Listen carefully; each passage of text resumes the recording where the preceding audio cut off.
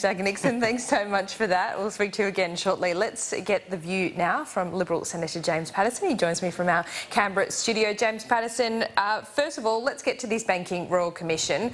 How do you explain this backflip when you've seen 601 days, apparently? You've been arguing against it. Is it embarrassing for you to have to then, explain this kind of thing?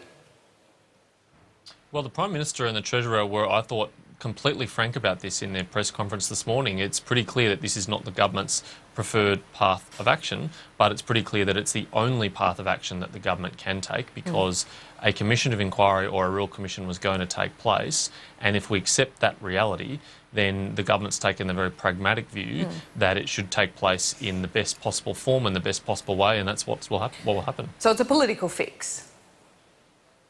Well, no, it's a recognition of political reality, which is that, Laura, a motion was likely to pass through the Senate and the House in the next 2 weeks, setting up a commission of inquiry. If we accept that the reality is it's going to take place, well, then let's make sure that it's focused on the key issues, that it's timely, and that it deals with the problems that actually exist in the industry, not some of the political approaches that the Labor Party and others clearly wanted to take on this. But you've lost so much political skin in the last couple of months. Should Malcolm Turnbull have just bit the bullet and done this 12 months ago? Why now? I don't think so. I think we did the right and principled thing, which is we argued against something that we thought was not the right approach.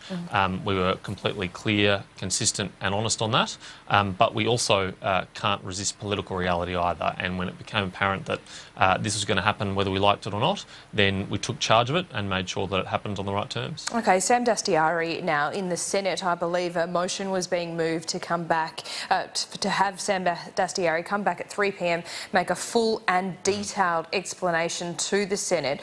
Why is that necessary, and what repercussions can he actually face through the parliamentary process? Can a parliament sack someone such as Sam Dastyari, or can he just be referred to a privileges committee? No, the Parliament can't sack any of its own members, but it's important that Sam provide an adequate explanation to the Senate, because, frankly, the explanation that he provided this morning was completely inadequate. Here are some of the things that Sam talked about in the Senate this morning. He talked about a Banking Royal Commission, which has nothing to do with it. He talked about his parents coming from Iran. He talked about his wife and kids. Here are some things that he didn't talk about or didn't explain. He didn't explain why he thought it was a good idea to tell someone who was allegedly the interest of Australian and foreign security agencies how he should evade the scrutiny of those agencies. He didn't say why it was necessary for him to have a conversation with that person away from the scrutiny, potentially, of those agencies. He didn't explain why he has failed utterly to clarify why he's been so dishonest in explaining that original press conference. I mean, there is so much that is unanswered about this scandal with Sam Dastyari, and the slap on the wrist that Bill Shorten has given him again today, giving him yet another chance, yet another political lifeline, just shows that this is an issue that's got a lot more scrutiny than is necessary. Look, it's not to take away from the Sam Dastyari issue, but we have heard some Labor members, and Brendan O'Connor was doing this just earlier on my show, comparing some of this misconduct to the misconduct out of Senator Cash's office, tipping off an AFP media to an AFP raid. Are there any comparisons that can be made there? Oh, that is a pretty sad and desperately long bow. I mean, we are actually talking about a very serious issue here. This is the national security of our nation. It looks credibly true that Sam Dastyari was passing on information. Who knows where he got it from?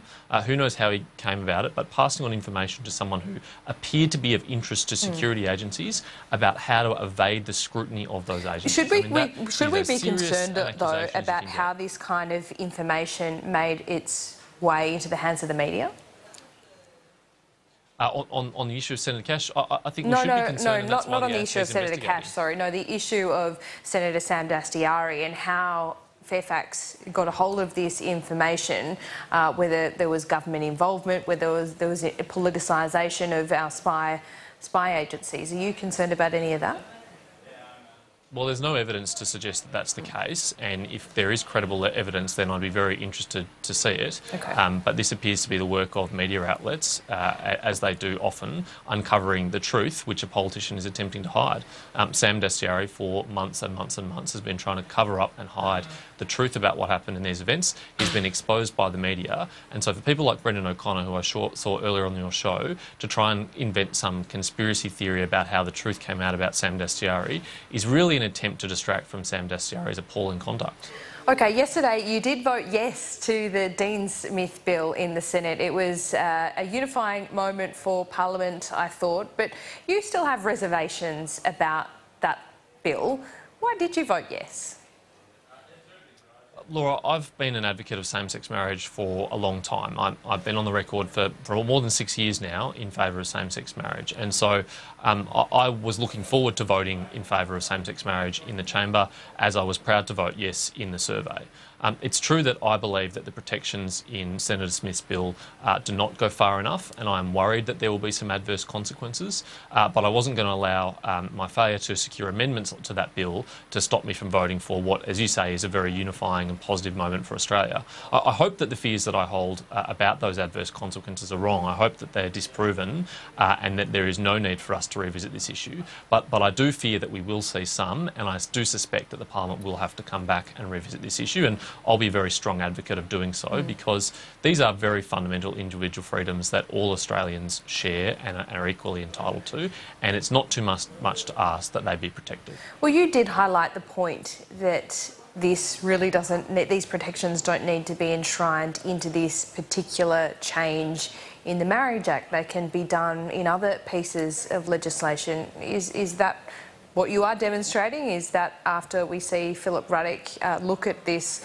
review into religious freedom and protections, that it can be done in other pieces of legislation? It didn't need to be included in the Smith bill.